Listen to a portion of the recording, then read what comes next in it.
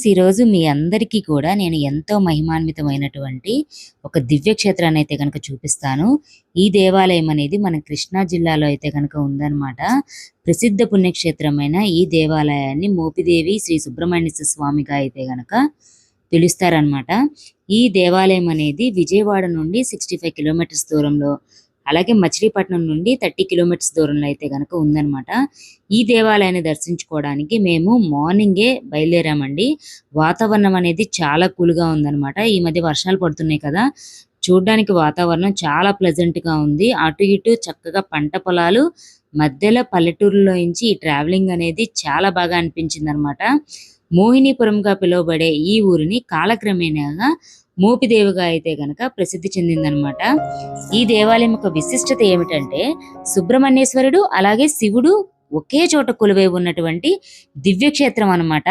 ఒకే పానివట్టంపై ఇద్దరు స్వాములు కొలువైనటువంటి దివ్యక్షేత్రం చూడడం అనేది చాలా అరుదనమాట. ఆ మహాభాగం అనేది మనకి ఈ దేవాలయంలో అయితే గనక మనకి దక్కుతుందనమాట. అలాగే ఈ ఆలయంలో ఎవరైతే వచ్చి స్వామివారిని సేవించుకుంటారో వారికి అనారోగ్య సమస్యలు అనేది ఉండవన్నమాట. ఎటువంటి అనారోగ్య సమస్యలతో అయితే కనుక బాధపడుతున్నా వారికి పూర్తిగా నయం చేసే శక్తి ఈ స్వామికి ఉందని, అలాగే కోరిన కోరికలు తీర్చే కొంగు బంగారు స్వామిగా అయితే కనుక ఈ మోపిదేవి సుబ్రహ్మణ్య స్వామి వారు పూజలు అందుకుంటున్నారు.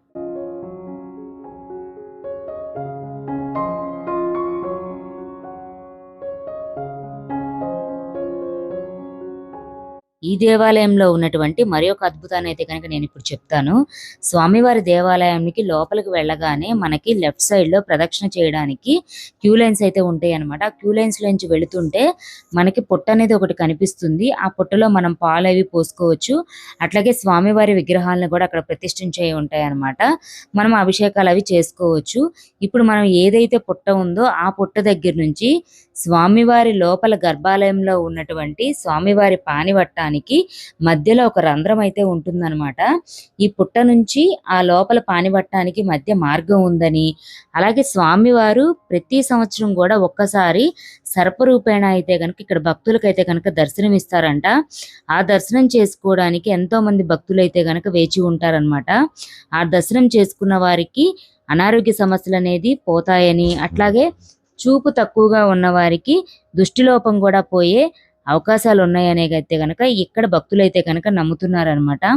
ముఖ్యంగా సంతానం లేని వారు, అలాగే రాహుకేతు కుజదోషాలతో బాధపడేవారు ఈ స్వామివారిని పూజిస్తే మంచి ఫలితం అయితే కనుక కలుగుతుందనమాట. సంతానం లేని వారు స్వామివారి దేవాలయానికి బయట వైపు ఉన్నటువంటి ఒక చెట్టు ఉంటుందండి. ఆ చెట్టులో స్వామివారి విగ్రహాలను అయితే కనుక ప్రతిష్ఠిస్తారనమాట. ఆ ప్రతిష్ఠించిన చెట్టుకి ఏదైతే ఉన్నదో వాటికి ఊయలను కానీ, అలాగే మన బొమ్మల్ని కానీ కట్టి స్వామివారికి మొక్కుకుంటారనమాట. అలా మొక్కుకున్న వారు సంవత్సరం తిరిగే లోపు సంతానం కలిగి మళ్ళీ తిరిగి స్వామివారి మొక్కులు తీర్చుకోవడానికి, అంటే పోగులు కుట్టించుట, అలాగే ఊయలలేయుట, లేదా చెవులు కుట్టించుట, అన్నప్రసన్న చేయుట, ఇలాంటి మొక్కుబళ్ళు రీతిగా అయితే గనక స్వామివారికి తీర్చుకోవడానికి మళ్ళీ దేవాలయాన్ని దర్శిస్తారని ఇక్కడ భక్తులు అయితే కనుక చెప్తున్నారు. స్వామివారు కోరిన కోరికలు తీర్చే కొంగు బంగారు తండ్రిగానే కాదు, అనారోగ్య సమస్యలను తీర్చే స్వామిగా కూడా ఇక్కడ సుబ్రహ్మణ్యేశ్వరుడు పూజలు అందుకుంటున్నాడు.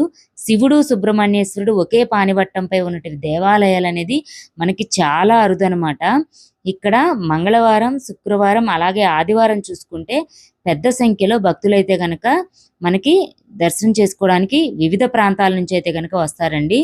ఇక్కడ కొత్తగా అన్నదానం అనేది కూడా స్టార్ట్ అయిందనమాట.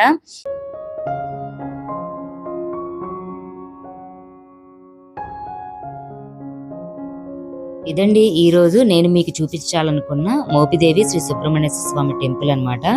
లోపలికి ఫోన్ అనేది అలౌ లేదనమాట, అందుకే బయట వైపు మాత్రమే షూట్ చేసి మీకు చూపించగలుగుతున్నాను.